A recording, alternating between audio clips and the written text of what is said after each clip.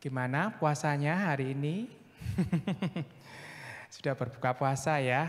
Mari kita sebelum memulai doa puasa kita pada malam hari ini, kita masuk ke dalam hadirat-Nya, kita bersama-sama memujikan masuk hadirat-Mu Tuhan. Biarlah kita boleh bersama-sama memulai doa puasa kita yang pertama ini dengan ucapan syukur, dengan hati yang merendah kita masuk ke dalam hadirat-Nya.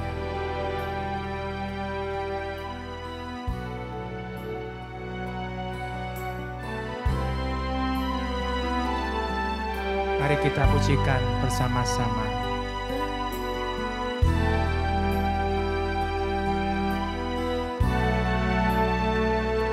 Kita menyembah, kita memuliakan nama-Nya.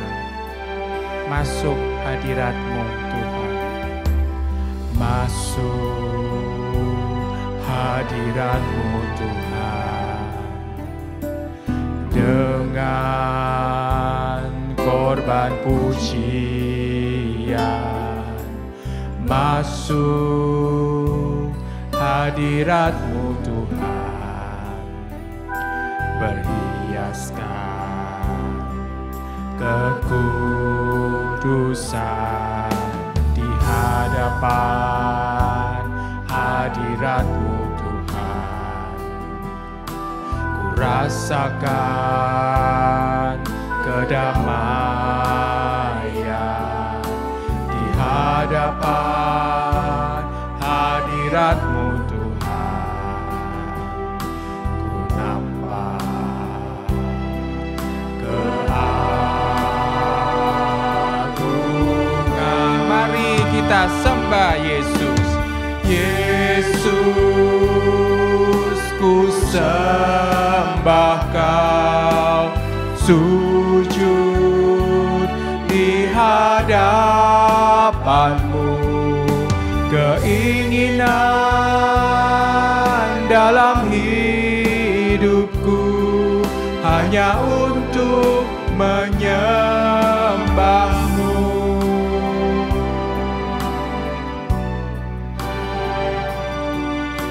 Biarlah hati kita boleh berfokus pada Tuhan.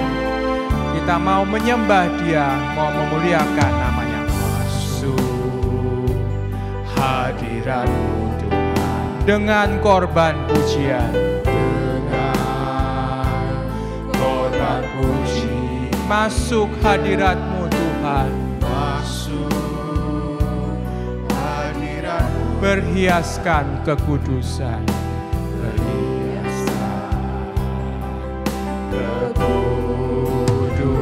Di hadapan hadirat-Mu Tuhan, hadirat-Mu Tuhan. Ku rasakan kedamaian,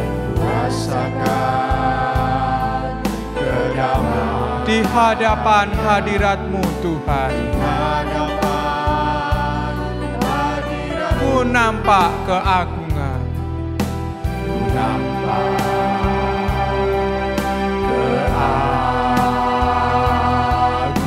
mari kita menyembah Dia, Raja segala Raja. Yesus, ku sembah Kau, sujud di hadapan-Mu. Keinginan dalam hidupku hanya untuk menyembah-Mu. Di hadapan hadirat-Mu Tuhan. Hadapan hadirat-Mu Tuhan. Ku rasakan kedamaian. Rasakan kedamaian. Di hadapan hadirat-Mu Tuhan. Hadirat-Mu Tuhan. Ku nampak keagungan.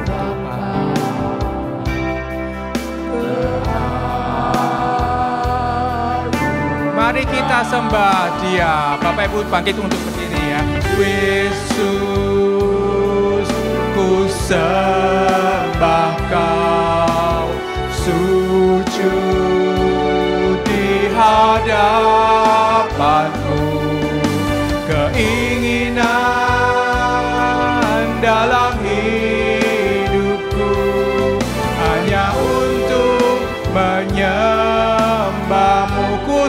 sembah Kau Yesus. Yesus,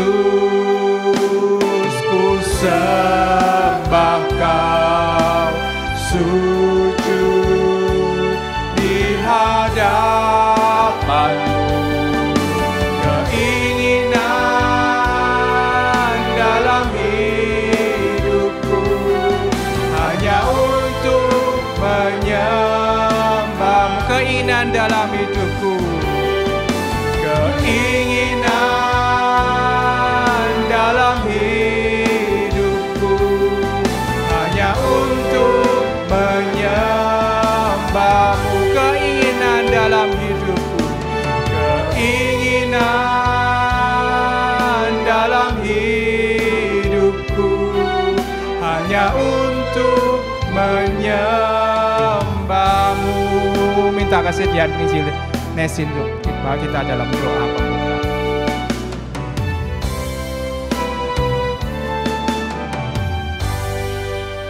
Kita berdoa. Bapa kami dalam surga, kami mensyukuri anugerah dan kemurahan-Mu bagi kami. Terima kasih Tuhan memimpin langkah demi langkah kami di sepanjang hari ini. Tuhan memimpin kami di dalam puasa yang ketiga. Dan kami bersyukur Tuhan memimpin kami juga untuk boleh datang pada malam hari ini bersekutu bersama, berdoa bersama, merenungkan firman Tuhan bersama-sama. Kiranya Engkau yang hadir di tengah-tengah kami Tuhan, Engkau yang memurnikan motivasi kami, Engkau yang memurnikan sikap hati kami, sehingga pujian penyembahan kami, kedatangan dan kehadiran setiap kami pada malam hari ini boleh menyenangkan hati Tuhan. Terima kasih Tuhan, berkati rekan-rekan, anak-anak Tuhan yang mungkin masih di perjalanan. Tuhan menghantar di tempat ini dengan sukacita, boleh bersama-sama berdoa pada malam hari ini. Terpujilah nama-Mu ya Bapa beracara bagi kami, dari awal, pertengahan hingga akhir. Nama Tuhan dipuji, dimuliakan. Di dalam nama Kristus Yesus kami berdoa dan kami bersyukur. Amin. Jemaat silakan untuk duduk kembali. Mari kita memuji, memuliakan nama-Nya. Kita menyembah Dia dengan memujikan, ku bersyukur Bapa. Biarlah segala yang Dia perbuat, kita boleh mengucap syukur. Karena segala itu adalah untuk yang terbaik bagi kita semua.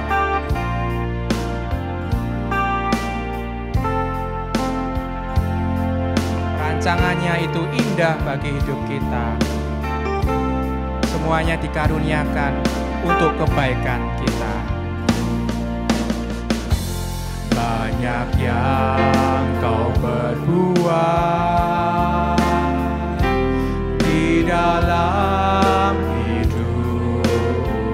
Rancangan-Mu indah, rancangan indah terjadi di hidupku, jadi di hidup. Bapa yang mengerti, Bapa yang mengerti segala yang ku perlu, segala yang ku. Kasih-Mu Tuhan sempurna, kasih-Mu sempurna, nyata dalam hidupku, nyata dalam hidupku. Mari kita mengucap syukur kepada Bapa kita. Ku bersyukur Bapa, haleluya. Ku bersyukur Tuhan buat kasih setiamu, buat kasih setiamu di dalam hidupku. Ku bersyukur Bapa. Ku bersyukur Bapa, ku bersyukur Tuhan, ku bersyukur Tuhan buat kasih setiamu, buat kasih setiamu di dalam hidupku. Ku bersyukur Tuhan.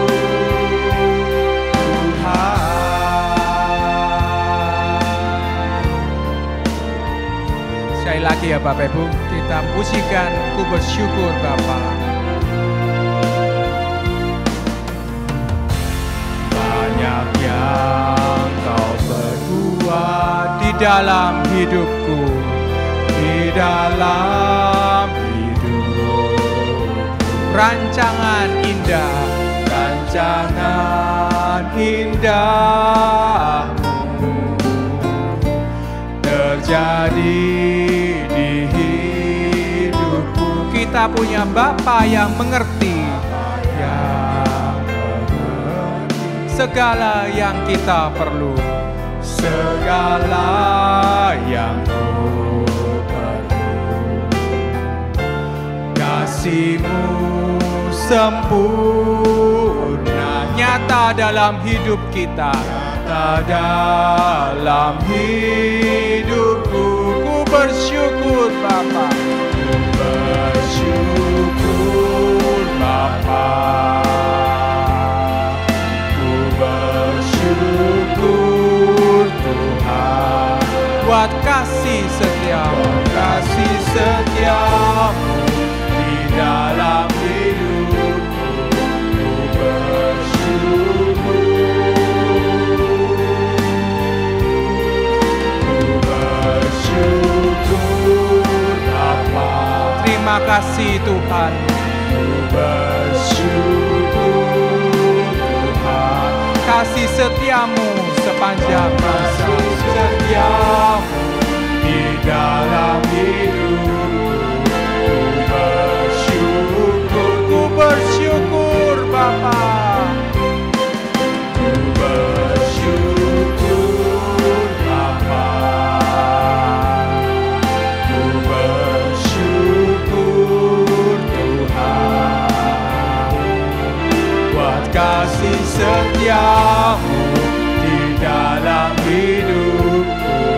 Ku bersyukur, sekali lagi ku bersyukur Bapa, ku bersyukur Bapa. Haleluya, terima kasih Tuhan. Bersyukur Tuhan, kasih setiamu begitu nyata dalam hidup kami, di dalam hidup.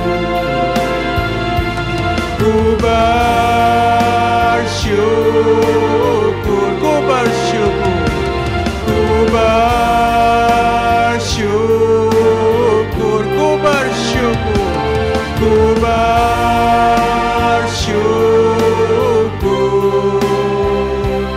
Tuhan.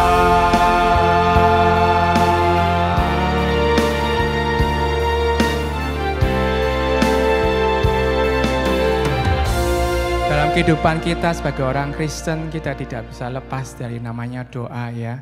Dan dalam setiap doa kita pasti ingin bahwa keinginan dalam hidup kita itu bisa dikabulkan oleh Tuhan. Tapi segala sesuatunya itu bukan kehendak kita, tapi kehendak Tuhan.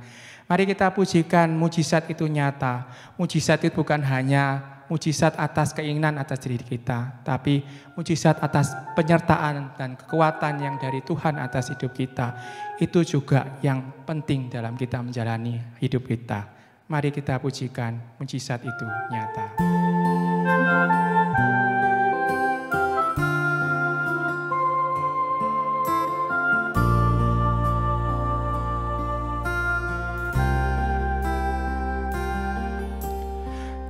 Terbatas kuasa-Mu Tuhan, semua dapat Kau lakukan. Apa yang kelihatan mustahil bagiku, itu sangat mungkin bagimu. Kita pujikan sekali lagi. Terbatas kuasa-Mu Tuhan, semua dapat Kau lakukan. Kau lakukan apa yang kelihatan mustahil bagiku. Apa yang kelihatan mustahil bagiku, itu sangat mungkin bagimu. Di saat kita tak berdaya, tak berdaya, kuasa-Mu yang sempurna. Ketika ku percaya, mujizat itu nyata, bukan karena kekuatan, namun Roh-Mu ya Tuhan. Ketika ku berdoa, mujizat itu nyata. Tak terbatas kuasa-Mu Tuhan. Tak terbatas kuasa-Mu Tuhan. Semua dapat Kau lakukan. Apa yang kelihatan mustahil, apa yang kelihatan mustahil bagiku, itu sangat mungkin bagimu. Di saat ku tak berdaya, tak berdaya, kuasa-Mu yang sempurna.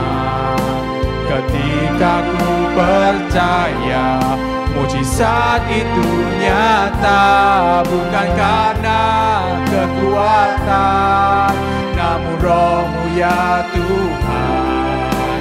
Ketika ku berdoa, mujizat itu nyata. Sekali lagi kita pujikan. Di saat ku tak berdaya, kuasa-Mu yang sempurna. Ketika ku percaya, mujizat itu nyata. Bukan karena kekuatan, namun Roh-Mu ya Tuhan. Ketika ku berdoa, mujizat itu nyata. Ketika ku berdoa, ketika ku berdoa, ketika ku berdoa, mujizat itu nyata.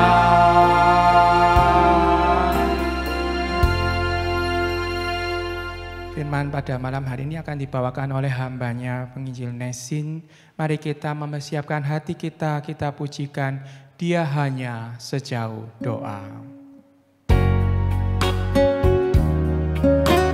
Bila hati kita merasa gelisah, bila kelam kabut tak menentu dalam hidup kita, ingat masih ada penolong yang setia. Bila kau rasa gelisah di hatimu, bila kelam kabut tak menentu hidupmu, ingat masih ada seorang penolong bagiku. Dia tak pernah jauh darimu. Bila kau rasa gelisah, bila kau rasa gelisah di hatimu, bila kelam kabut tak menentu hidupmu, ingat masih ada seorang penolong bagimu. Dia tak pernah jauh darimu. Berseru, berseru, memanggil namanya, berdoa, berdoa. Dia akan segera menghampiri dirimu. Percaya, percaya, Yesus tak jauh darimu. Dia hanya sejauh doa. Kita pujikan sekali lagi. Dia hanya sejauh doa.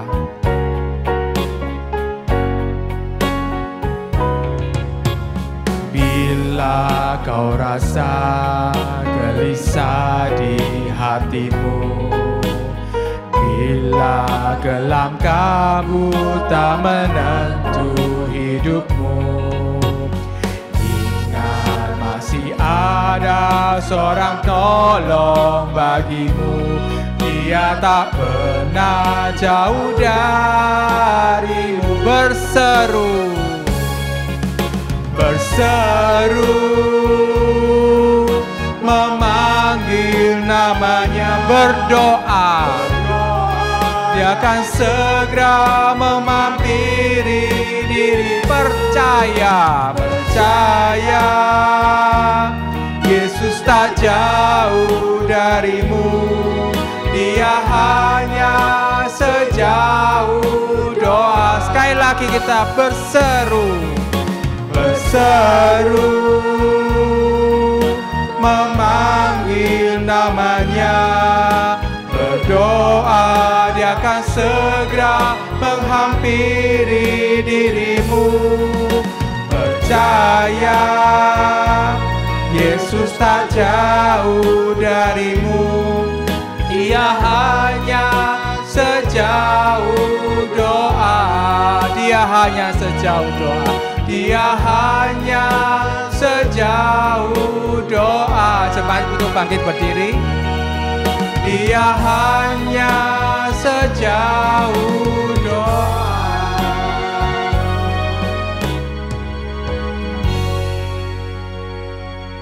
Kita berdoa. Tuhan, kami percaya bahwa Engkau hanya sejauh doa, dan biarlah kami boleh mengimani seperti apa yang kami pujikan pada malam hari ini. Sebentar lagi kami akan merenungkan firman-Mu, bila kiranya Engkau beranugerah bagi kami. Tuhan menolong setiap kami sehingga firman-Mu tidak berlalu begitu saja, tetapi dengan hati dan telinga yang disiapkan oleh Tuhan, firman-Mu boleh ditaburkan dan boleh bertumbuh dalam hati dan pikiran kami. Dan kami menjadi pelaku firman-Mu, kami berbuah dalam hidup kami sehari-hari. Terpuji nama-Mu Bapa, berkati hamba-Mu yang penuh terbatas, biarlah kemuliaan Tuhan nyata di tengah-tengah keterbatasan dan kelemahan hamba-Mu. Terpuji nama-Mu, di dalam Kristus Yesus kami berdoa dan kami mengucapkan syukur. Amin.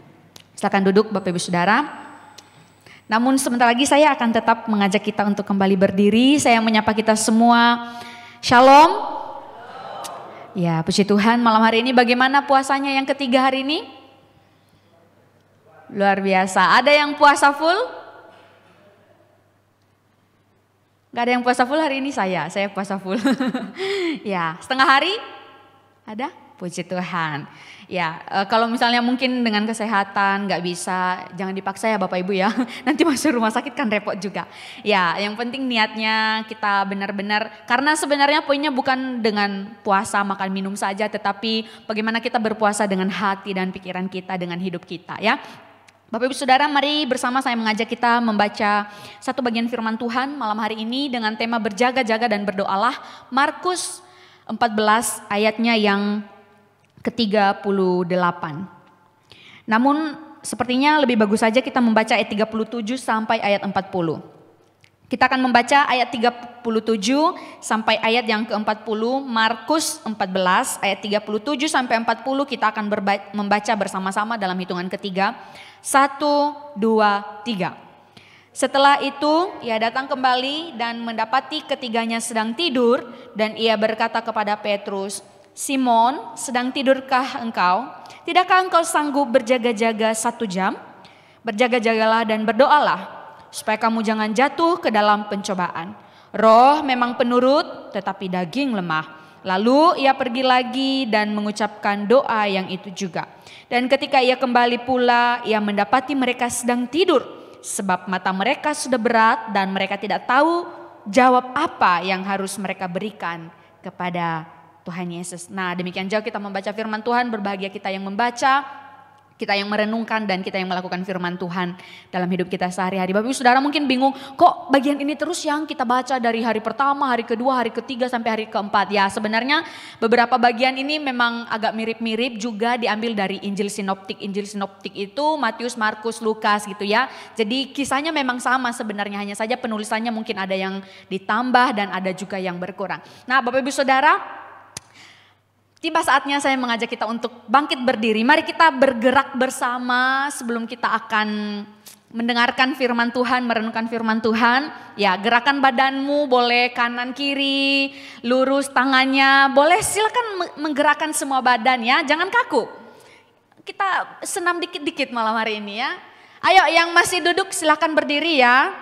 Supaya kita mendapatkan kekuatan baru merenungkan firman Tuhan malam hari ini. Sudah bergerak semua? Sudah? Sekarang tarik nafas yang dalam, 1, 2, 3. Lalu hembuskan. Sekali lagi, 1, 2, 3. Lalu hembuskan. Saya mau mencoba satu hal. Tarik nafas yang dalam dengan hitungan yang ketiga ya. Baru keluarkan kalau saya kasih aba-aba keluarkan. 1, 2, 3.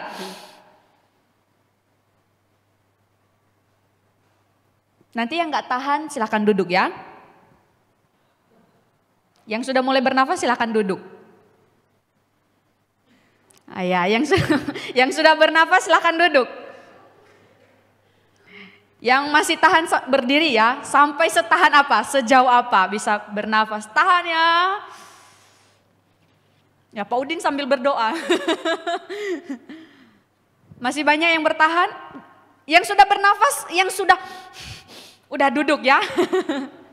Wah masih banyak. Ibu Budi sudah bernafas. Saya perhatikan.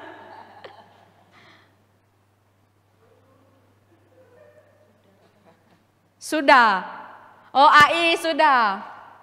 Sudah duduk AI. Ibu Budi duduk. Kalau sudah ya. AI dari tadi belum? Sudah. Oh, Pak Udin sudah.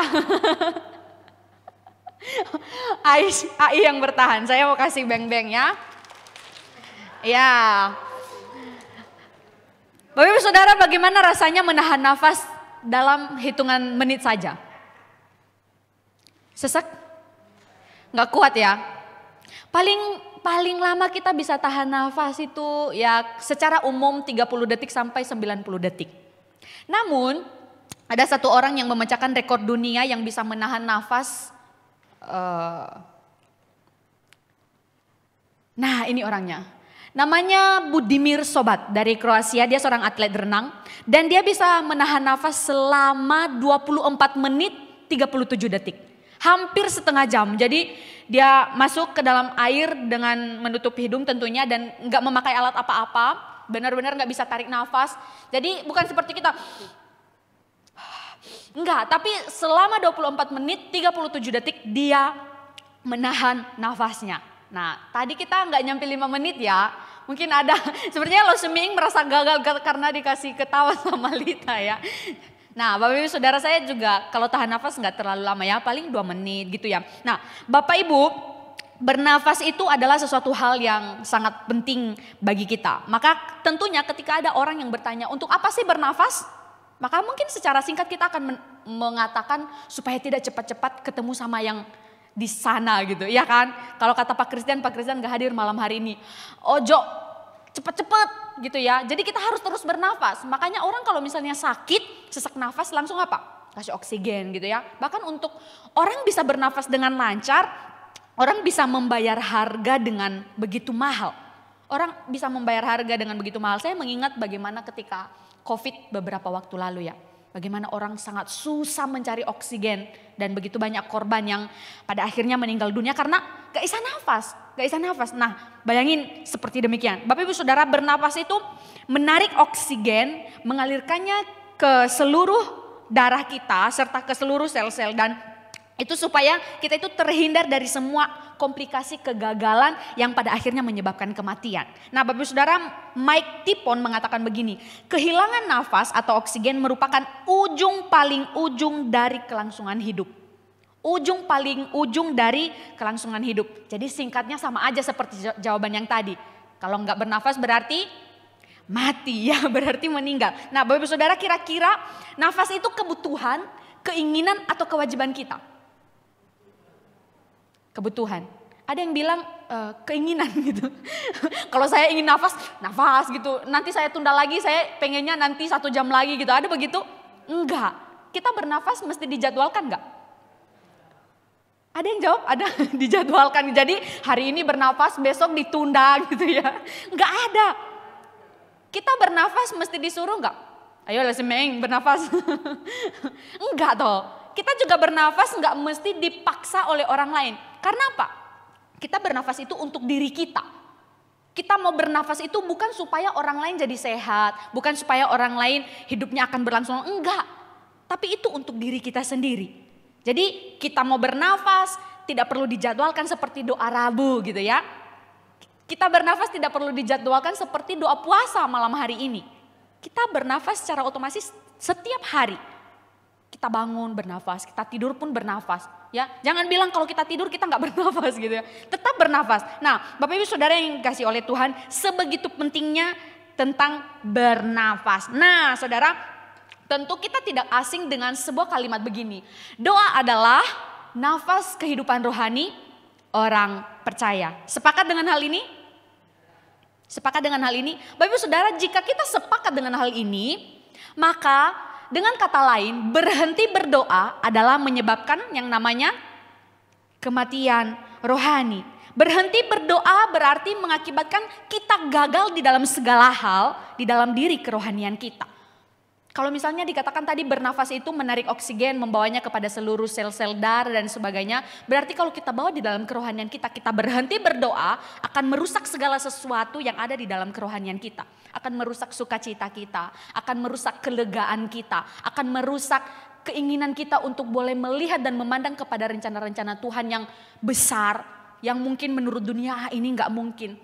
Tetapi kalau kita berhenti berdoa, maka kita tidak bisa melihat semuanya itu. Karena apa? Sudah rusak.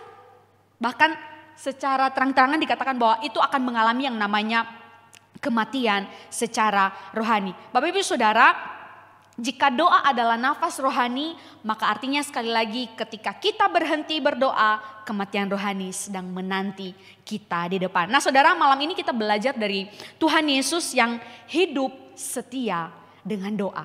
Hidup yang setia di dalam doa, dan bukan hanya dia, tetapi di dalam setiap pengajarannya, doa juga merupakan sesuatu hal yang penting. Ia juga mengajar para muridnya, ia juga mengajak kepada audiens yang ketika ia sedang mengajar gitu ya. Nah, di dalam bagian ini sesuai dengan tema kita, Tuhan sedang mengajak atau meminta para murid untuk berdoa dan berjaga-jaga. Maka poin yang pertama yang kita mau belajar pada malam hari ini adalah, ini sudah kita baca tadi ya. Berdoa memimpin kita kepada ketaatan, memimpin di dalam kekuatan serta penyerahan total di dalam kehendak Bapa. Ayat 38 yang sudah kita baca tadi lengkapnya, ayat 32 sampai 42 menjelaskan bagaimana Tuhan Yesus yang berdoa, dan ia waktu itu bersama dengan para muridnya, bahkan ia membawa yang namanya Petrus, Yohanes, dan Yakobus. Nah, malam itu Bapak Ibu Saudara adalah detik-detik sebelum Tuhan Yesus akan ditangkap, di mana itu dijembatani oleh Yudas, seorang murid Tuhan yang mengikuti pengajarannya beberapa tahun. Ia mengikuti bagaimana Tuhan melakukan segala hal, tetapi ujung-ujungnya ia menjual Tuhan Yesus dengan beberapa shikal perak. Nah, Bapak Ibu Saudara, itu adalah malam-malam terakhir, ya, detik-detik terakhir di mana sebentar lagi Tuhan akan menggenapi keselamatan dengan jalan salib. Tuhan tentu tahu hal ini, maka ia pergi ke Getsemani, dan apa yang dilakukannya di sana bukan bersantai-santai karena ia sudah tahu nanti kan di depan sudah mau ditangkap, ngapain lagi berdoa? Toh berdoa nggak mengubah apa-apa, ya toh? Enggak, tetapi ia mengerti, ia tahu apa yang akan terjadi ke depan, namun ia tetap pergi ke Getsemani, dan di sana ia pergi berdoa. Bapak Ibu Saudara, sebelum ia maju berdoa dikatakan oleh firman Tuhan, ia berpesan kepada para muridnya. Ayat 34 Tuhan berkata begini, tinggallah di sini dan berjaga-jagalah. Ketika diberikan suatu perintah harusnya diikuti, benar nggak? Ketika saya tadi mengajak Bapak Ibu Saudara, ayo berdiri, tahan nafas. Nanti baru bernafas kalau saya bilang bernafas gitu ya. Bapak Ibu Saudara mengikutinya, saya memberikan perintah. Nah, pada saat itu Tuhan mengatakan kepada muridnya, tinggallah di sini dan berdoalah. Tetapi ayat 37 dikatakan ketika ia kembali, ia mendapati mereka sedang apa? Sedang tertidur. Lalu kedua kalinya, ayat 38 bagian yang kita baca tadi, ia kembali mengatakan kepada mereka, berjaga-jagalah. Secara khusus ia memanggil nama Simon, berjaga-jagalah dan berdoalah. Tetapi ayat 40 sekali lagi Tuhan menemukan mereka, yang mendapati mereka sedang tidur. Bapak Ibu Saudara, di tengah pergumulan yang hebat, Tuhan Yesus datang kepada Bapaknya. Dan dia adalah teladan utama bagi kita di dalam hal berdoa. Kita tidak perlu mencari siapa yang menjadi teladan. Apakah hamba Tuhan di gereja kita, apakah hamba Tuhan di gereja sana dan di gereja mana, enggak.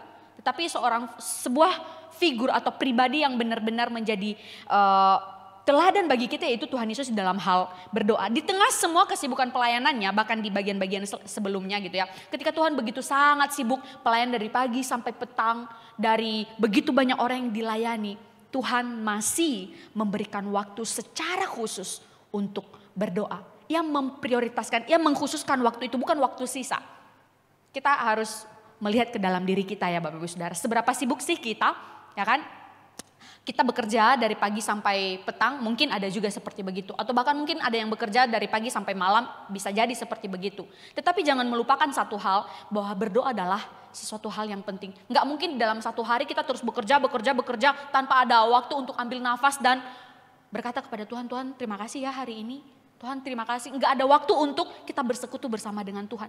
Ketika mungkin sampai bertahun-tahun kita mengalami hal itu, harusnya malam hari ini saya mereminder kepada kita, mari kembali mengevaluasi bahwa itu sudah tidak lagi sehat untuk kerohanian kita. Makanya kalau misalnya kita ngerasa, saya nggak merasakan apa-apa ketika membaca firman Tuhan, saya nggak merasa apa-apa ketika datang beribadah kepada Tuhan. Karena apa? Kita kering Bapak Ibu Saudara, tidak ada relasi yang dekat dengan Tuhan. Bagaimana kita punya relasi yang dekat dengan Tuhan, sedangkan ngobrol dengan dia saja kita nggak punya waktu. Aku terlalu sibuk Tuhan, terlalu sibuk. Kita datang ke gereja, ya wes datang begitu aja. Masih oke kalau misalnya diajak berdoa, kita berdoa. Nah Bapak Ibu Saudara, di tengah-tengah semua bahkan kesibukan Tuhan Yesus yang melayani orang, bahkan ya kalau misalnya kita baca bagian-bagian sebelumnya, pasal 4, pasal 5 dan sebagainya, Tuhan itu melayani orang yang bergantian datangnya. Dan itu benar-benar melelahkan. Yang mungkin melayani di hari-hari Minggu, pasti tahu rasanya ya. Yang melayani KU1, KU2 dan mungkin setelah itu ada persekutuan dan lain sebagainya, ada latihan padus. Kita pulang dari gereja pasti rasanya baterainya udah habis. Soalnya saya sendiri mengalaminya ya. Ketika pulang dari gereja udah nggak bisa ngapa-ngapain, udah nyampe rumah tidur gitu ya. Terserah orang mau cari, mau telepon bagaimana, udah nggak bisa direspon karena apa? Udah capek. Saya membayangkan bagaimana Tuhan Yesus sibuknya ya. Tetapi dia selalu memberikan waktu untuk berdoa. Bapak Ibu Saudara, Tuhan bisa saja untuk tidak berdoa. Bisa saja ia memilih untuk tidak berdoa. Namun ini adalah rahasia untuk menghadapi segala sesuatu hal, yaitu berdoa dan berjaga-jaga. Tuhan Yesus bisa saja sekali lagi tidak berdoa lalu ia memilih untuk tidak berdoa. Ia bisa saja tidak menjalankan jalan salib itu, serta tidak mengalami penderitaan yang hebat itu. Namun yang kita temukan, ia taat dan tunduk sampai akhir. Ya. Ia taat dan tunduk sampai akhir. Ia mati dan dikatakan bahkan mati di atas kayu salib. Bapak Ibu Saudara, Alkitab berkata secara manusia Tuhan Yesus takut. Tuhan Yesus merasa gentar. Hingga ia berkata, hatiku sangat sedih seperti mau mati rasanya. Hatiku sangat sedih seperti mau mati rasanya. Siapa yang tidak takut, siapa yang tidak gentar bahwa di depan ini akan menghadapi yang namanya cawan murka Allah. Bapak Ibu Saudara, ketika Alkitab memberikan kita kesaksian, bahkan peluhnya itu seperti darah. Saya tidak mengerti ya bagaimana ketakutan dan kegentaran yang sedang dialami itu. Apakah kita pernah mengalami keringat kita menjadi seperti berwarna merah gitu? Enggak pernah mungkin ya. Ada yang pernah punya pengalaman? Sepertinya tidak ada. Di dalam setiap ketakutan pasti kita pernah mengalami yang namanya ketakutan, benar nggak? Tadi saya tidak sengaja menakuti Lita gitu ya. Karena dia mau foto terus saya berdiri di belakangnya. Mungkin dia kira kok ada bayangan apa ini. Tapi saya pikir dia nggak sampai keringatan yang seperti tetesan darah gitu ya. Nah Bapak Ibu Saudara, tapi di dalam ketakutan, kegentaran yang dialami oleh Yesus secara manusia. Ingat bahwa dia adalah manusia secara sempurna gitu ya. 100% manusia. Ia mengatakan hatiku sangat sedih seperti mau mati rasanya. Bapak Ibu Saudara yang dikasihi oleh Tuhan, Yesus sebagai korban pengganti dosa-dosa kita, ia gentar karena sebentar lagi ia akan ditinggalkan oleh Bapaknya. Ia gentar, ia takut. Bapak Ibu Saudara, sehingga di Getsemani ia berdoa kepada Bapa mengatakan begini, sekiranya cawan ini lalu daripadaku. Tetapi menariknya tidak berhenti di sana, doa dari Tuhan Yesus. Apa yang dia katakan? Tetapi janganlah kehendakku yang jadi, tetapi biarlah kehendakmu yang jadi. Bapak Ibu Saudara yang dikasihi oleh Tuhan, dan benar saja Tuhan Yesus, ia tidak memaksa Bapa. Ia memang meminta sebagai seorang anak, dia datang kepada Bapa yang membawa di dalam doa. Tetapi ia tidak memaksa Bapa yang di sorga dan mengatakan, ayo kabulkan. Atau kemudian mungkin di dalam Injil yang lain dia bisa memanggil para malaikat untuk mengabulkan apa yang dia inginkan dan lain sebagainya. Atau bahkan dengan dirinya sendiri, dia adalah Allah, dia bisa melakukannya. Tetapi ia tidak melakukannya. Ia taat, ia tunduk, ia mengikuti apa yang sudah ditentukan oleh Bapa untuk ia harus kerjakan. Bapak Ibu Saudara, di dalam bagian ini, di detik-detik terakhir, kita masih menemukan teladan yang begitu luar biasa dari Tuhan Yesus adalah ia berdoa. Ia berdoa yang menjadikan kuat dan memimpin kepada penyerahan diri. Tuhan Yesus kuat memandang dan melihat ke depan, melihat kepada kematian yang begitu mengerikan, yang sebentar lagi ia akan hadapi. Bapak Ibu Saudara yang dikasihi oleh Tuhan, dalam kehidupan kita, harusnya hal ini menjadi sebuah reminder dan harusnya hal ini menjadi sebuah teladan yang pas buat kita hidupi. Mengapa tidak Bapak Ibu Saudara? Seharusnya berdoa adalah hal yang senantiasa hadir di dalam kehidupan kita sehari-hari. Tetapi saya tidak tahu bagaimana kehidupan doa Bapak Ibu Saudara. Adakah kita melakukannya setiap hari atau ya udah 3 kali sehari seperti makan minum dan seperti minum obat saja. Pas bangun pagi berdoa, siang pas makan berdoa, malam pas mau tidur berdoa. Apakah tidak ada lagi waktu yang lain untuk berdoa dan benar-benar berdoa di hadapan Tuhan? Saya pernah mendengar, sepertinya saya berulang kali mengatakan contoh ini ya. Ketika seorang sedang makan, mau makan dan dia berdoa begini ke Tuhan. Tuhan, makan yuk. Gitu ya. Buat dia itu berdoa. Tetapi apakah itu adalah sikap berdoa yang benar? Saya pikir enggak ya. Mungkin dari surga Tuhan bilang, apa-apaan? Emang kita bestian gitu ya. Emang lu deket sama gua gitu. Seakan-akan mengajak, seperti kalau saya ngajak anak-anak remaja, yuk kita begini yuk nonton yuk gitu kan ke Lita. Lita yuk nonton gitu. Enggak, itu bukan sikap doa yang benar. Nah Bapak Ibu Saudara, di dalam bagian ini Tuhan mengatakan kepada para murid, berjaga-jagalah dan berdoalah. Apa sih artinya berjaga-jaga? Di dalam bagian kitab asli, saya melihat asli katanya itu, dia mengatakan berjaga-jaga itu melek secara rohani begitu. Melek secara rohani di dalam doa. Yang artinya begini Bapak Ibu Saudara, sebentar lagi di depan ini akan terjadi sesuatu. Dan kamu tahu bahwa aku sedang mengalami ini karena secara terang-terangan Tuhan mengatakan kepada para murid, aku sedang merasa sedih, hatiku sangat sedih. Seperti mau mati rasanya. Seharusnya para murid merespon hal ini dengan apa? Mendukung gurunya, ya enggak? Mendukung di dalam doa. Mereka udah tahu keadaannya seperti begitu. Oh iya, apa yang bisa kami lakukan? Seharusnya begitu kan. Kita gak lihat orang lain susah hati, kita mesti tanya loh, apa yang bisa saya bantu? Ya enggak? Dan jelas-jelas di dalam bagian ini Tuhan perintahkan begini, berdoa, berjaga-jagalah. Apakah maksud Tuhan supaya ia didukung dalam doa dan kemudian kehendak Bapa menjadi berubah karena para murid mendukung dia dalam doa? Enggak juga.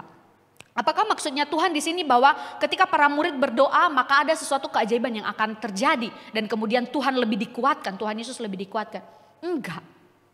Sebenarnya Tuhan menyuruh mereka untuk berdoa itu untuk diri mereka sendiri. Kata Tuhan berjaga-jaga dan berdoa karena di depan kamu ini loh. Maka bagian ini nanti kita akan melihat bahwa ini merujuk kepada penyangkalan para murid. Bapak Ibu Saudara, makanya saya bilang di awal-awal tadi bahwa ketika kita mengatakan nafas itu adalah sesuatu hal yang kita butuhkan, kita nggak perlu disuruh gitu loh untuk bernafas. Kita nggak perlu dijadwalkan untuk bernafas, kita tidak perlu dipaksa untuk bernafas. Tetapi mengapa di dalam hal berdoa, kalau kita mengatakan doa adalah nafas kehidupan kita, tetapi mengapa berdoa kita harus dipaksa? Mengapa berdoa kita harus dijadwalkan? Mengapa berdoa kita harus diberikan nasihat ini itu harus dirayu-rayu dulu. Ayo dong, ikut dong berdoa. Padahal itu kan kebutuhan kita. Bapak Ibu Saudara, mungkin ini sebuah hal yang termasuk keras. Tetapi ini buat kebaikan kita. Ketika Tuhan berkata kepada para murid, berjaga-jagalah dan berdoa. Sekali lagi ini bukan untuk menambah kekuatan Tuhan Yesus supaya dia maju ke atas kayu salib dengan tenang dan dengan bersuka cita. Aku dapat kekuatan karena para muridku berdoa. Enggak. Tetapi sekali lagi ini berguna untuk para murid. Ini berguna untuk para muridnya. Bapak Ibu Saudara yang dikasihi oleh Tuhan. Ketika kita mengatakan doa adalah nafas kerohanian. Dan itulah yang diteladankan oleh Kristus hingga akhir bagi kita. Maka Bapak Ibu Saudara, tidak menjadi alasan bagi kita untuk sehari-hari kita untuk mengatakan, ini sudah biasa saya lakukan, gak perlu berdoa. Ini sudah biasa saya lewati, gak perlu berdoa. Bapak Ibu Saudara, mungkin ketika kita di dalam keadaan yang baik-baik saja kita mudah berdoa ya. Tetapi kalau misalnya keadaan lagi gak baik-baik saja, kita lebih mudah untuk mengatakan kepada Tuhan, mengapa? Ya toh? Kenapa ini terjadi? Saya mendengar kemarin kesaksian dari IFVV dan mengatakan, Tuhan kok ini bisa terjadi ya? Tuhan kok ini saya boleh alami gitu ya? Dan dengan berbagi spekulasi yang ada gitu. Bapak Ibu Saudara, lebih cepat kita mengatakan Tuhan ini kenapa terjadi daripada kita datang kepada Tuhan dan berdoa. Dan biasanya itu yang memang terjadi. Umumnya itu yang memang terjadi. Maka kita jangan tersinggung dengan hal itu. Karena memang itulah yang kita alami dalam hidup kita masing-masing. Namun kita melihat bukti yang nyata dari perjalanan Tuhan Yesus. Ketika di dalam semua pergumulan yang ada, dia bukan menghindar daripada Allah Bapa dan mengatakan, enggak ada sesuatu yang terjadi. Enggak, tetapi dia datang berdoa kepada Bapa. Berdoa memimpin kepada ketaatan. Berdoa memberi kekuatan serta penyerahan total di dalam kehendak Bapa. Berbicara tentang berdoa Bapak Ibu Saudara tidak melulu tentang kita meminta kepada Tuhan, meminta kepada Tuhan dan meminta kepada Tuhan. Ini juga berbicara tentang bagaimana kita menyerahkan apa yang menjadi perjalanan kita di hadapan Tuhan. Ini juga berbicara tentang bagaimana kita mengakui bahwa kita nggak mampu sama Tuhan. Ini berbicara bahwa kita nggak bisa mengontrol segala sesuatu dan kita datang kepada Tuhan, Tuhan aku nggak bisa. Ini aku bawa ke hadapan Tuhan. Aku nggak bisa dan nggak mampu sendiri. Itu yang dikatakan di dalam berdoa. Jadi nggak melulu kalau misalnya kita ayo berdoa, maka yang kita ingat adalah meminta dan meminta. Enggak. Ini juga berbicara tentang bagaimana kita menyadari kita nothing. Gak ada apa-apanya di hadapan Tuhan. Dan karena kita menyadari kita nothing, kita datang kepada Dia. Dan biarlah seperti kita menemukan diri kita seperti Tuhan Yesus mengatakan kepada Tuhan, jadilah kehendak-Mu, bukan kehendak-Ku. Biasanya kalau kita berdoa, kok David tadi mengatakan begini, biasanya kita pengennya apa? Dikabulkan semua apa yang kita mau, benar gak? Dan itu manusiawi, saya juga demikian Bapak Ibu Saudara, ketika saya berdoa saya mengharapkan Tuhan menjawab seperti apa yang saya doakan. Tetapi nyatanya begitu banyak hal yang kita doakan dan tidak terjadi seperti yang kita inginkan. Malah justru mungkin jawabannya berbanding terbalik dari apa yang kita harapkan, benar gak? Dan kadangkala itu mengecewakan kita. Kadangkala itu mengecewakan kita. Maka poin yang kedua kita belajar Bapak Ibu Saudara, berdoa bukan untuk mengubah segala sesuatu. Berdoa bukan untuk mengubah segala sesuatu tetapi mengubah sikap hati. Ada pujian mengatakan doa mengubah segala sesuatu. Di sisi lain ini kelihatannya benar. Tetapi di sisi lain ini juga tidak tepat. Kalau mungkin kita punya pemahaman yang benar, ya kita bisa memahaminya dengan benar. Tetapi kalau kita cuma mengatakan, doa itu bisa melakukan segala sesuatu gitu ya. Itu salah ya Bapak Ibu Saudara. Maka jangan heran mengapa banyak orang yang mengatakan, saya sudah berdoa kepada Tuhan, lalu tidak ada terjadi sesuatu apa-apa, maka saya berhenti berdoa. Saya sudah berulang kali menangis di hadapan Tuhan, mulai menyusun kata-kata yang indah dari A sampai Z juga gak dijawab. Maka saya sekarang berdoa dengan lebih pendek juga tetap tidak dijawab. Maka saya sekarang tidak mau berdoa lagi juga tetap tidak dijawab. Ya lebih baik gak berdoa kan? Banyak orang seperti begitu. Maka saya mau mengingatkan kita malam hari ini bahwa berdoa bukan untuk mengubah segala sesuatu. Tetapi mengubah sikap hati kita. Bapak Ibu Saudara yang dikasihi oleh Tuhan, Tuhan Yesus jelas tahu apa yang akan terjadi sebentar lagi. Ujian dan tekanan yang sangat dekat memang tidak dapat dihindari. Perjalanan salib tidak dapat ditolak. Cawan murka Bapa tidak dapat ditolak. Para murid akan berpencar-pencar tidak dapat ditolak. Segala sesuatu yang di depan tidak dapat dihindari. Tetapi Tuhan tetap mengatakan kepada para murid apa? Berdoalah dan berjaga-jagalah. Untuk apa? Untuk apa dinasihat? Untuk apa diberikan perintah seperti demikian? Toh nggak akan terjadi sesuatu toh? Toh nggak akan mengubah apa-apa? Toh Tuhan Yesus akan tetap naik di atas kayu salib? Toh juga Yudas akan tetap menjual Dia? Atau mungkin kalau kita membawa di dalam hidup kita sehari-hari, toh saya tetap sakit? Toh keluarga saya tetap begini-begini aja? Toh penghasilan saya nggak bakalan naik juga. Toh saya nggak makin muda, malah makin tua tiap tahun gitu kan. toh segala sesuatu dan bla bla bla bla bla. Kita mulai mikir, gak ada segala sesuatu hal, gak ada hasilnya. Lalu untuk apa berdoa? Lalu untuk apa perintah Tuhan untuk berdoa? Bapak Ibu Saudara, kata Tuhan begini, berdoalah supaya kamu jangan jatuh ke dalam pencobaan, supaya kamu tidak berbuat dosa. Memang berdoa tidak mengubah keadaan. Tidak serta-merta melakukan mujizat yang luar biasa. Tetapi berdoa mengubah sikap hatimu. Secara singkatnya Tuhan mengatakan begitu kepada para murid. Sebab ujian yang ada di depan, ujian yang akan terjadi ini akan membuat imanmu goyah. Aku tahu bahwa kamu tidak sebegitu kuat untuk menghadapi ini. Aku tahu bahwa kekuatanmu hanya segitu gitu loh. Maka kamu perlu melek, maka kamu perlu berdoa, maka kamu perlu meminta anugerah Tuhan. Maka kamu perlu untuk bersujud di hadapan kaki Bapa dan memohon belas kasihannya. Bapak Ibu Saudara, maka kata Tuhan begini, roh memang penurut tetapi daging lemah. Kamu memang mengatakan kamu cinta aku, kamu sayang aku. Tetapi ingat, ketika pencobaan datang bisa seketika berubah. Dan begitu banyak orang Kristen melakukan hal itu, bukan? Kita mengatakan hari ini, saya cinta Tuhan, saya militan kepada Tuhan dan bla bla bla. Tetapi hasil kita akan bisa melihat dengan sangat baik ketika ada cobaan datang. Apakah benar itu teruji dengan baik? Ketika kita mengatakan hari ini dalam keadaan baik, oh saya mau memberi hidup saya untuk Tuhan. Coba kalau kita diberikan cobaan yang kita tidak duga-duga dari Tuhan. Apakah kita masih sama seperti demikian? Maka dari itu Tuhan mengatakan, roh memang penurut namun daging lemah. Maka kamu perlu untuk berjaga-jaga. Maka kamu perlu untuk berdoa. Tuhan Yesus menasehati, menyuruh para murid untuk memohonkan sekali lagi belas kasihan Bapa untuk hal yang segera terjadi. Supaya apa? Hati dan pikiran mereka itu, iman dan kasihnya mereka itu tetap di dalam Kristus. Tetap di dalam Kristus. Memohonkan untuk segala musim yang akan mereka lewati ke depan. Supaya mereka tetap setia di dalam Kristus. Bapak Ibu Saudara yang kasih Tuhan, hal ini merujuk kepada kisah di mana nanti ketika Tuhan Yesus sudah ditangkap, ya, belum lama ketika Tuhan Yesus ditangkap, maka apa yang terjadi kepada para murid? Mereka lari berpencar, mereka kabur, benar.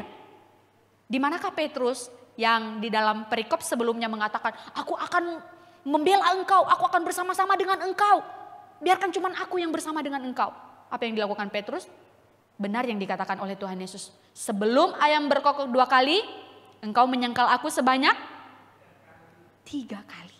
Engkau menyangkal aku sebanyak 3 kali sebelum ayam berkokok 2 kali. Bapak Ibu Saudara, tetaplah berdoa kata Tuhan.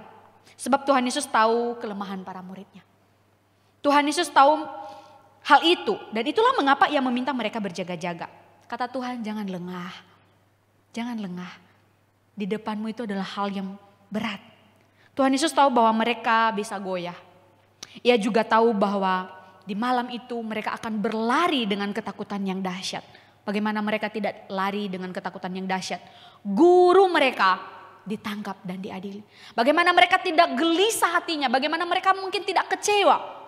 Orang yang mereka sanjung, orang yang disanjung oleh orang banyak, melakukan banyak hal, ditangkap, diadili seperti seorang yang melakukan kejahatan yang besar.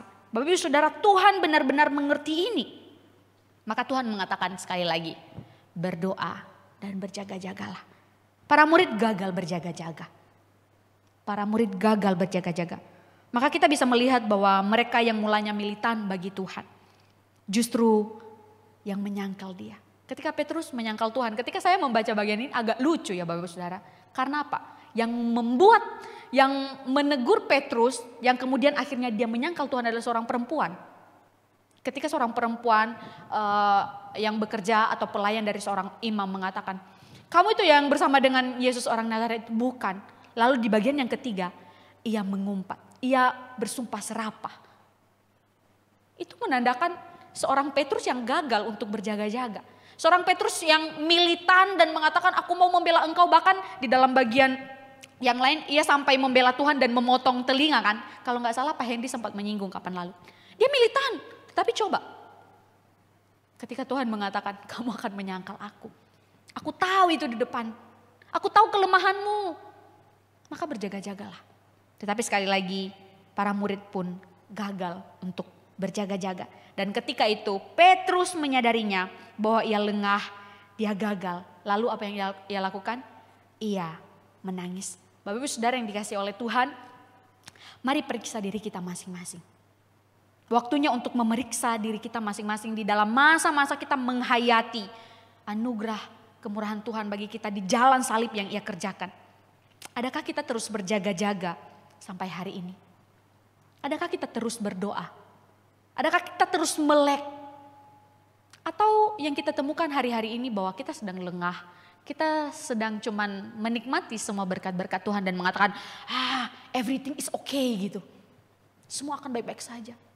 Kita nggak tahu apa yang akan terjadi ke depan Bapak Ibu Saudara. Seberapa kuat sih kita? Atau mungkin ada yang berpikir, aduh ngapain berdoa? Aduh toh nggak ada perubahan apa-apa. Ngapain berdoa ya? Toh sakitnya sama aja atau bahkan lebih parah. Ada seorang yang berkata kepada saya ya, tapi bukan jemaat kita. Dia pernah berkata begini, saya gak mau didoakan sama hamba Tuhan. Saya tanya begini. Soalnya teman saya kemarin itu beberapa kali dikunjungi sama hamba Tuhan. Pas didoain meninggal katanya gitu. Iya, jadi didoain meninggal. Dan itu beberapa orang. Terus saya tanya, loh terus kamu kenapa gak mau? Iya saya takut nanti cepet-cepet juga gitu. Berangkatnya cepet gitu. Tapi saudara apakah seperti begitu? Saya pikir enggak ya. Itu pemikiran yang jauh. Atau mungkin kita berpikir ngapain berdoa? Toh Tuhan gak jawab apa-apa. Toh jawabannya dia ya kehendaknya dia gitu loh. Bukan kehendak kita. Saudara jika kita berhenti berdoa maka semua sama dengan kita yaitu sakit secara rohani. Kalau kita berhenti bernafas secara jasmani maka kita akan apa tadi? Mati.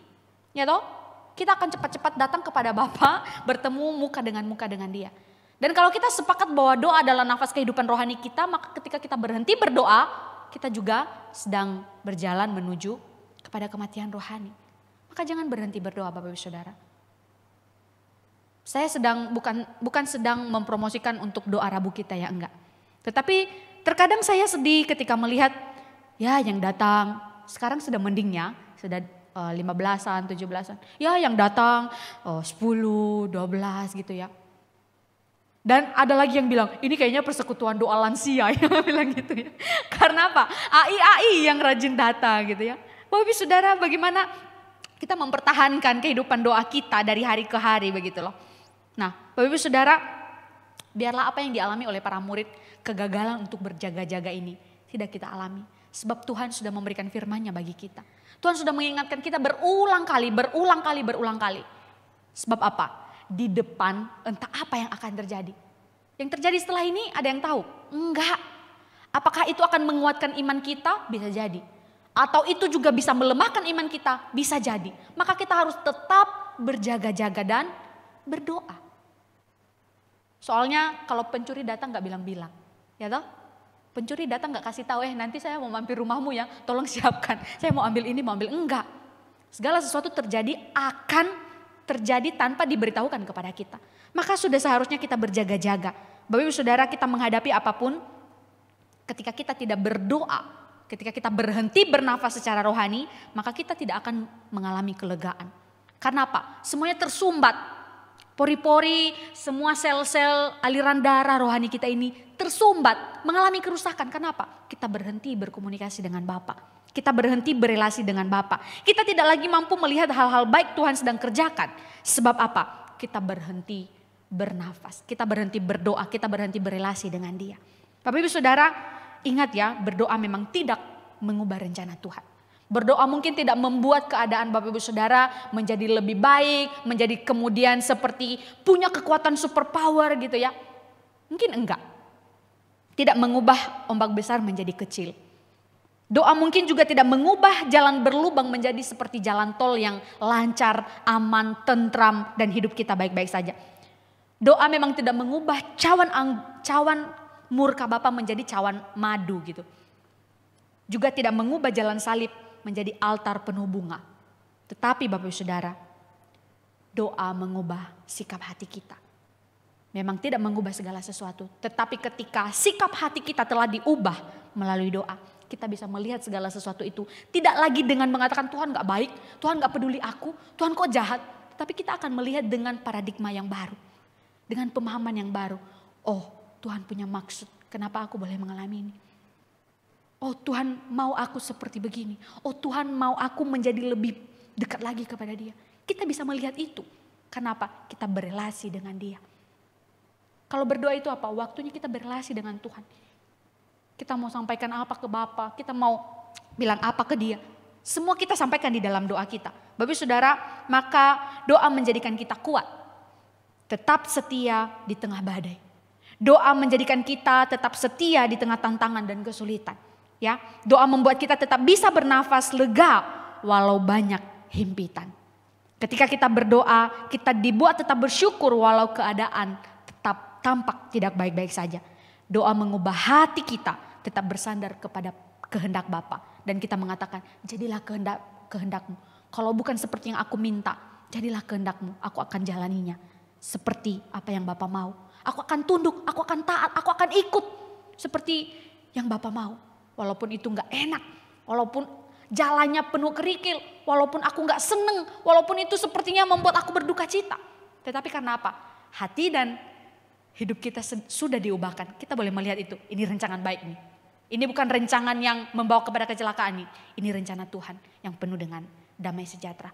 Bapak Ibu Saudara, biarlah di dalam renungan pada malam hari ini boleh mengingatkan kita. Sudahkah kita berdoa dan berjaga-jaga? Kalau misalnya belum Bapak Ibu Saudara, mari waktunya malam hari ini kita menyadarinya. Dan kita mengubah pola-pola yang selama ini kita jalani. Kita mulai belajar seperti apa yang diinginkan oleh Tuhan. Berjaga-jaga dan berdoa. Jangan lemah dan jangan menjadi lengah. Ya, di depan kita tidak tahu apa yang akan terjadi. Bisa menguatkan dan bisa juga melemahkan. Maka ketika kita berdoa, entah itu menguatkan maka kita akan tetap kuat. Entah itu melemahkan, kita juga akan tetap kuat. Karena apa? Sikap hati sudah diubah. Karena kita telah berdoa, berserah kepada Yesus. Ya, biarlah bagian malam hari ini boleh memberkati kita, boleh mengingatkan kita bahwa doa itu adalah penting. Maka pesan saya, jangan lupa bernafas di dalam kerohanian kita. Kalau hari-hari tidak lupa bernafas, di dalam kerohanian pun jangan lupa bernafas. Ayo sekali lagi bernafas, 1, 2, 3, buang. Ya, puji Tuhan. Mari saya mengajak Pak Sahat, kita mengambil waktu pribadi pada malam hari ini Bapak Ibu Saudara. Mungkin kita akan berdoa syafaat terlebih dahulu. Bapak Ibu Saudara, kita akan berdoa bersama-sama. Pokok doa pada malam hari ini adalah kita berdoa untuk sekolah Elion, sekolah dan yayasan. Kita berdoa, Tuhan terus arahkan hati para pemimpin agar benar-benar memahami visi misi dari Tuhan ketika Tuhan izinkan kita memiliki sekolah. Kita mendoakan para guru supaya mereka boleh benar-benar memiliki hati atau panggilan sebagai seorang guru. Bukan karena materi, tetapi pengabdian yang sungguh-sungguh. Sekali lagi berdoa untuk para pemimpin supaya benar-benar memahami visi misi yang Tuhan mau kerjakan. Dan berdoa untuk para guru juga yang mengajar. Kiranya Tuhan memberikan mereka hati, memberikan mereka panggilan. Supaya mereka melayani, mengajar anak-anak bukan karena ada gaji. Tentu kita semua butuh itu, tetapi motivasinya bukan itu, tetapi karena mau melayani Tuhan. Kita buka suara bersama, kita mau berdoa. Bapa kami di dalam surga, terima kasih malam hari ini kami boleh merenungkan firman-Mu. Biarlah Tuhan Engkau yang mengubah sikap hati kami, dan biarlah doa boleh menjadi nafas hidup kami sebagai orang-orang yang percaya kepadamu, sehingga kami tidak meninggalkan waktu-waktu khusus kami berdoa bersekutu kepadamu. Malam hari ini ya Bapak, kami mau berdoa bersama-sama, dan kami berdoa secara khusus untuk yayasan dan sekolah Elion. Kami bersyukur Tuhan mengizinkan kami boleh memiliki sekolah yang Tuhan jadikan sebagai wadah untuk boleh menampung begitu banyak anak-anak mulai dari yang percaya kepadamu bahkan sampai kepada anak-anak yang belum percaya kepada Tuhan. Kami mendoakan secara khusus untuk para pemimpin, kiranya Tuhan yang memberikan mereka kepekaan untuk boleh mengerti, untuk boleh tahu apa yang menjadi visi misi yang mau Tuhan kerjakan melalui sekolah yang sudah ada ini. Dan Tuhan boleh menggerakkan hati mereka dengan kepekaan yang mereka miliki sehingga boleh menangkap apa yang menjadi tujuan untuk dikerjakan. Sehingga tidak salah langkah, tidak salah mengambil keputusan yang ada untuk membawa sekolah Elion menjadi lebih berkembang, lebih maju dan tentunya menjadi kemuliaan bagi nama Tuhan. Kami berdoa secara khusus untuk guru-guru yang mengajar. Tuhan, terima kasih Tuhan membawa mereka di tengah-tengah kami sebagai para tenaga pendidik, orang-orang yang Tuhan pilih. Namun secara khusus kami berdoa supaya kiranya mereka yang sudah dipilih menjadi guru-guru ini melayani, mengajar anak-anak bukan karena motivasi karena ada gaji, bukan motivasi karena mau keuntungan-keuntungan lain. Tetapi biarlah Tuhan menemukan mereka dengan sebuah motivasi, sebuah kerinduan, sebuah panggilan. Mereka mengajar karena mereka mau melayani Tuhan. Mereka mau mengajar karena mereka mau menjadi kesaksian hidup. Kristus telah hadir di tengah-tengah kehidupan mereka dan menjadi berkat bagi anak-anak yang mereka ajar. Tuhan tolong para pengajar, para guru-guru, berikan mereka hikmat, kekuatan yang daripada Tuhan. Sehingga apa yang mereka lakukan boleh menjadi kemuliaan bagi nama Tuhan. Tuhan pujilah namamu ya Bapa. Sekali lagi berdoa untuk para pemimpin dan berdoa juga untuk para guru-guru yang mengajar. Di dalam nama Kristus Yesus kami berdoa dan kami bersyukur. Amin. Pokok doa yang berikutnya masih dengan Elion, Tuhan beri hikmat kepada pengurus sekolah agar mereka bisa tetap membawa sekolah Kristen Elion pada visi misi awal pendirian sekolah tersebut serta bisa bekerja sama dengan baik. Kita juga berdoa Tuhan beri hati kepada jemaat Elion untuk bisa mensupport sekolah Kristen Elion yang sudah ada.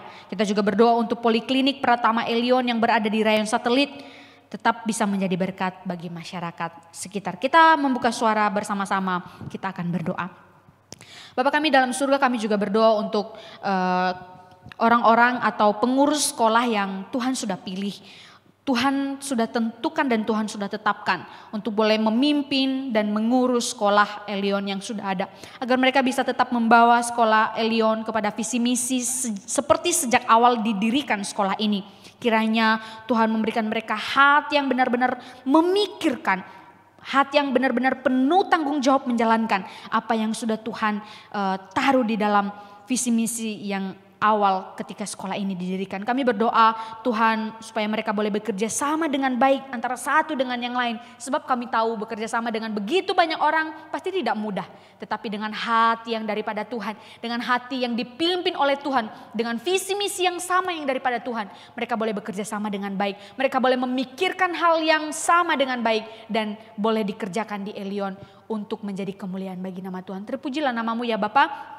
Kami juga mendoakan untuk jemaat Elion secara khusus, jemaat yang Tuhan berkati sampai hari ini. Kiranya Tuhan juga boleh mengetuk hati setiap jemaatmu. Tuhan juga menaruh beban yang sama bagi setiap jemaatmu. Bukan hanya para petinggi, bukan hanya para pengurus sekolah, tetapi setiap jemaat Elion yang telah ada di gereja Elion Rayon masing-masing, pos PI masing-masing.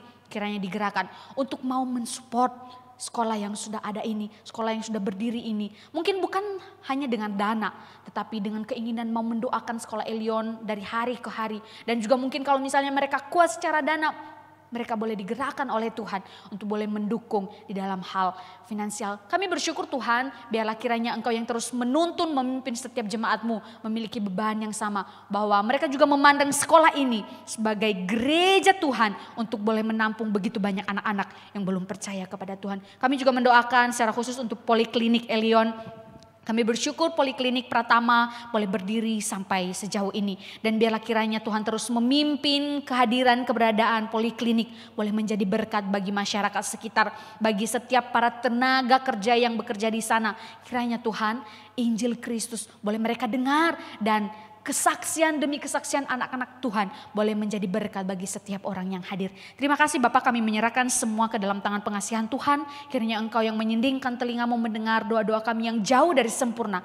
Dan kami percaya kehendak-Mu yang jadi, kehendak-Mu yang nyata sesuai dengan waktu dan keinginan Tuhan. Terpujilah nama-Mu ya Bapa, di dalam Kristus Yesus kami berdoa dan kami mengucapkan syukur. Amin.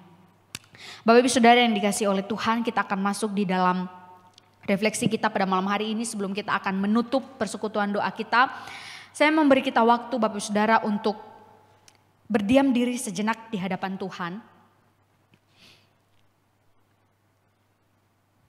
Kita mau berdoa secara pribadi dengan berbagai pergumulan yang ada. Kita mau memohonkan belas kasihan Tuhan. Kita mau berserah di bawah kaki salib Tuhan. Dengan sebuah kesadaran bahwa Tuhan, aku tidak mampu. Tuhan, aku tidak sanggup. Tuhan, aku percayakan perjalananku kepadamu. Ada begitu banyak hal yang mungkin di luar kendali, di luar kemampuan kita. Bawa di hadapan Tuhan pada malam hari ini. Sambil diiringi saya mau ikut Yesus. Mungkin nanti pulpen dan kertas akan dibagikan. Bapak Ibu Saudara, sebelum Bapak Ibu Saudara akan menulis di kertas itu, silakan ambil waktu sejenak untuk memikirkan. Untuk memikirkan apa yang sedang Bapak Ibu Saudara alami, apa yang Bapak Ibu Saudara sedang gumuli di hadapan Tuhan hari-hari ini. Dan mungkin tampaknya tidak ada perubahan. Tampaknya tidak ada sesuatu hal yang terjadi. Tampaknya kita tidak membaik. Tampaknya Tuhan seperti tidak bekerja. Mari ambil waktu sejenak. Pikirkan. Dan Bapak Ibu Saudara boleh tuliskan. Apapun Bapak Ibu Saudara, apapun yang menjadi pergumulan. Jangan malu untuk menuliskan apapun pergumulan Bapak Ibu Saudara.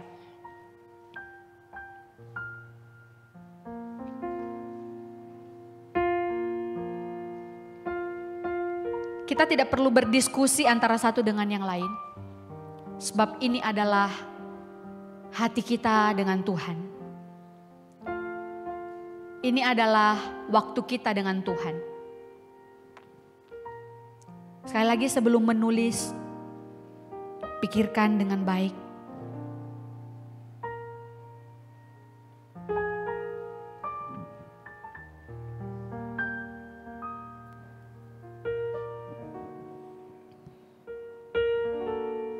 Mungkin ada 1, 2, atau bahkan 3, atau bahkan lebih.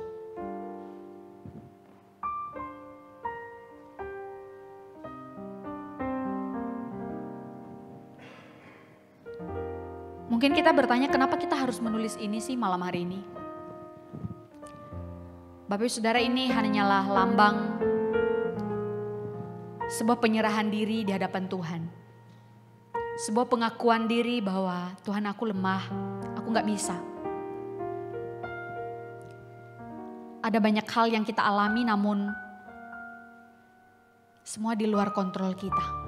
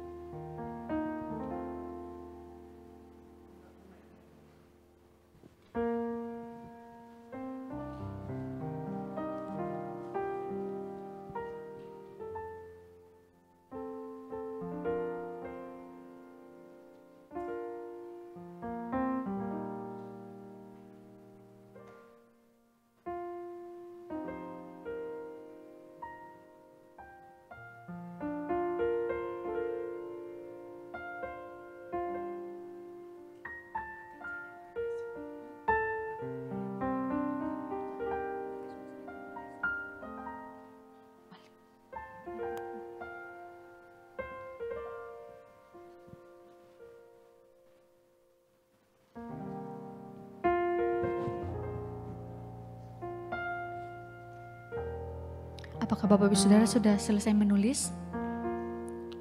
Sudah?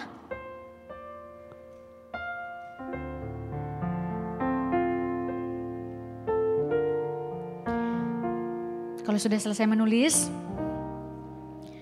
mari bersama kita akan pujikan satu pujian. Saya mau ikut Yesus.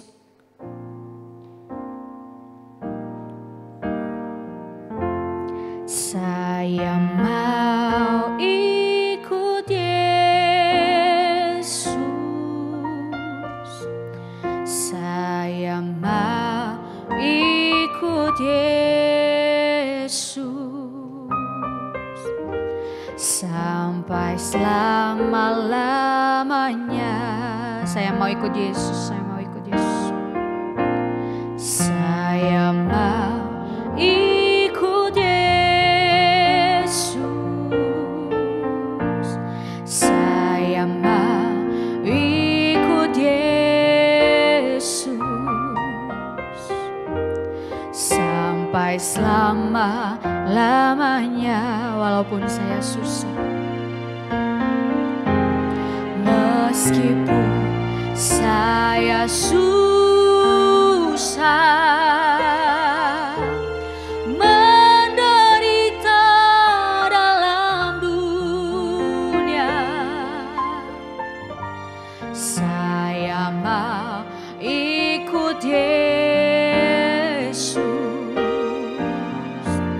sampai selama-lamanya. Saya mengundang Bapak Ibu semua untuk berdiri.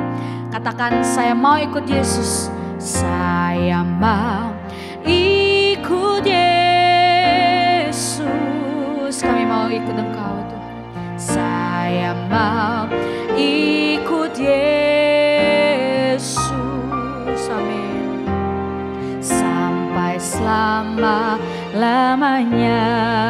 Meskipun saya susah, meskipun saya susah, menderita dalam dunia, saya mau ikut Yesus sampai selama-lamanya. Bapak Ibu Saudara boleh nyanyikan dengan sikap berdoa, katakan, saya mau ikut Yesus. Saya mau ikut Yesus. Saya mau Yesus.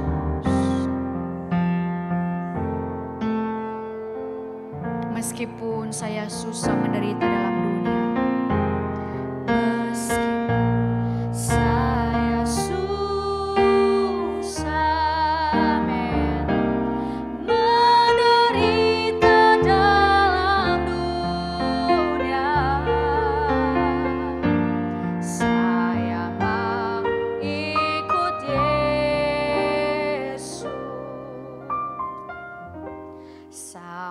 selama-lamanya.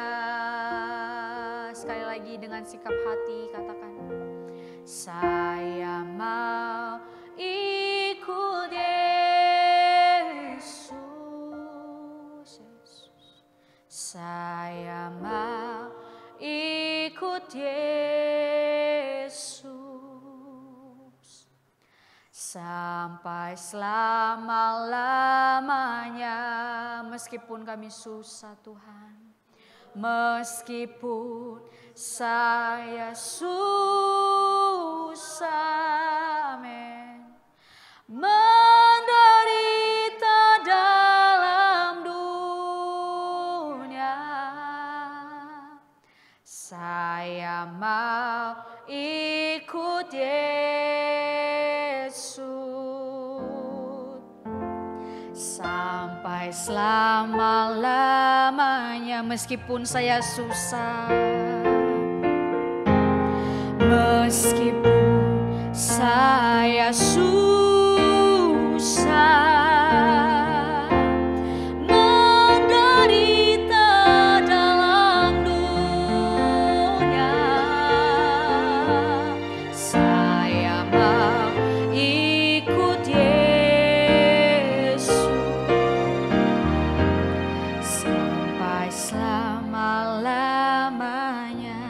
Bapak Ibu Saudara, saya memberikan kesempatan buat kita masing-masing. Kita berdoa seperti apa yang sudah kita tuliskan di kertas kita. Doakan di hadapan Tuhan malam hari ini.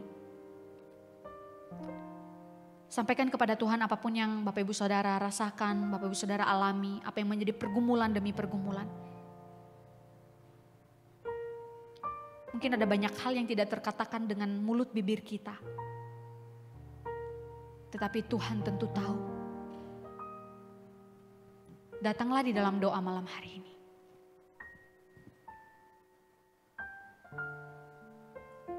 Bapak Ibu tetap berdoa. Pujian ini akan tetap mengiringi kita.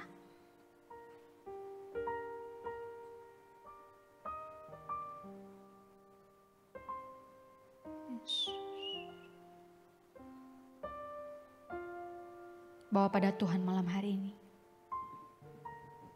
Ia tidak pernah mengecewakan kita. Ia tidak pernah menolak kita. Mungkin tidak terjadi perubahan apa-apa. Mungkin pulang dari sini kita tetap akan sakit. Pulang dari sini keadaan akan tetap seperti itu. Pulang dari tempat ini besok mungkin kita akan menghadapi badai.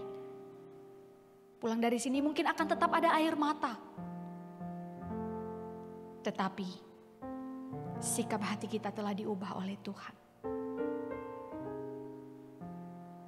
Sebab doa bukan untuk menjawab ya dengan semua apa yang kita mau. Tetapi doa adalah mengubah sikap hati kita. Untuk boleh melihat apa yang Tuhan mau kerjakan. Untuk boleh taat, untuk boleh tunduk, untuk boleh mau mengikuti apa yang menjadi kehendak-Nya. Dan mengatakan kepada Tuhan, aku gak bisa apa-apa Tuhan. Aku lemah, aku gak bisa apa-apa. Untuk itu aku butuh Tuhan. Membawa kepada Tuhan malam hari ini semua yang kualami. Keadaan boleh tidak berubah. Tetapi aku tahu Tuhan ada. Bahkan menghadapi badai sekalipun aku tidak takut. Sebab aku menyeberang bersama dengan Tuhan. Menghadapi himpitan sekalipun aku tidak takut. Sebab aku berjaga-jaga bersama dengan Tuhan. Aku tahu Tuhan tidak meninggalkan. Maka aku juga mau tetap berdoa berjaga-jaga.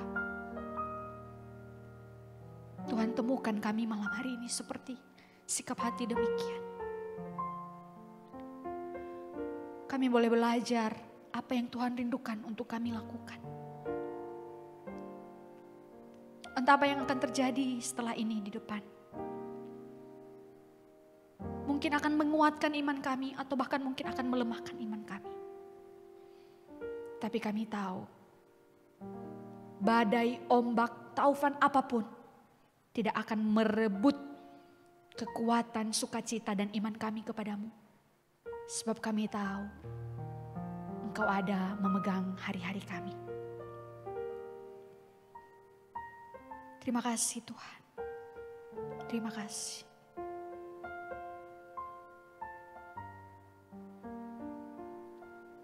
Terima kasih Tuhan. Sekali lagi kita mau katakan, saya mau ikut Yesus. Saya mau ikut Yesus.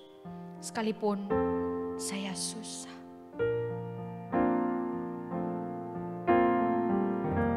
Saya mau ikut Yesus. Saya mau ikut Yesus. Sampai selama-lamanya meskipun saya susah. Meskipun benar Tuhan menderita dalam dunia, saya mau ikut Yesus. sampai selama-lamanya.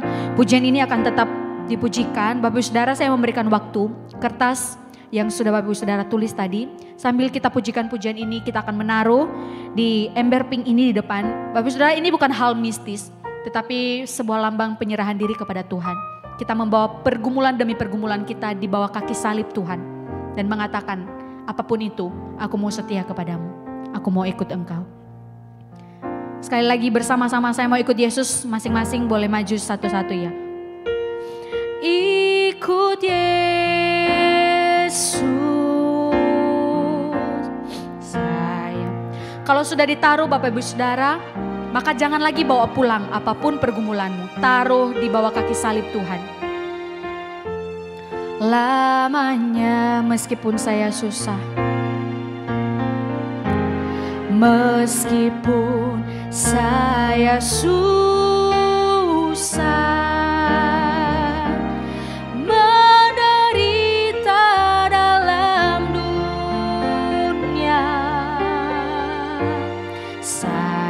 mau ikut Yesus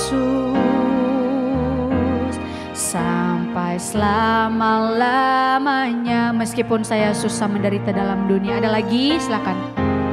Meskipun saya susah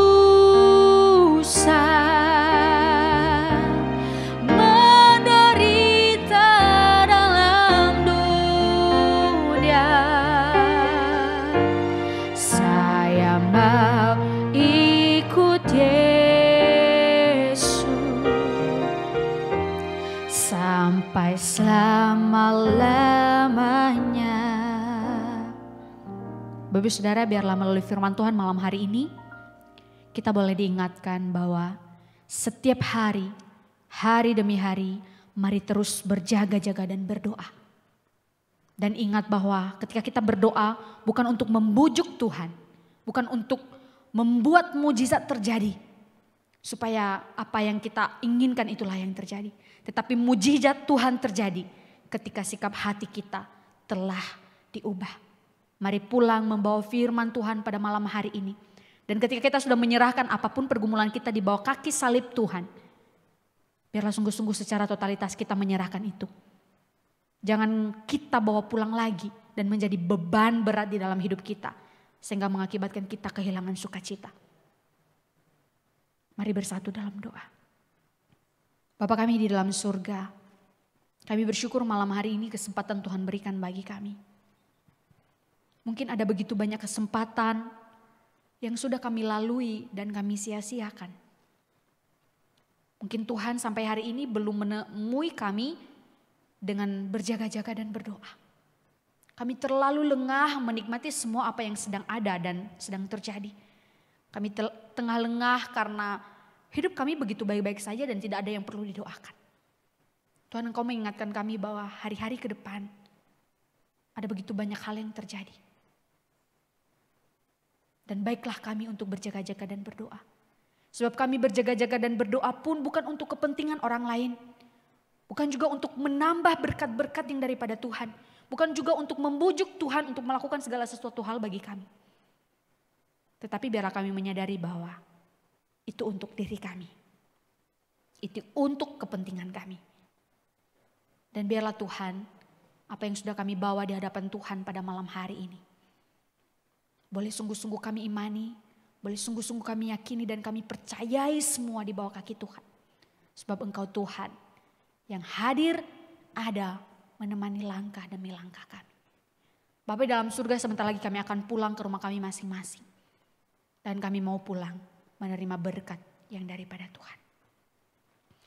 Berkat yang daripada Allah Bapa. Keselamatan yang dikerjakan oleh Kristus Yesus di atas kayu salib bagi kita. Kedamaian, ketenangan, sukacita yang daripada Roh Kudus. Menyertai langkah demi langkah kita. Memampukan kita menjadi orang-orang yang terus berjaga-jaga dan berdoa dari hari ke hari. Amin. Bapak Ibu Saudara dipersilakan untuk duduk. Silakan bersaat teduh. Kita akan mendengarkan pengumuman dari pengurus.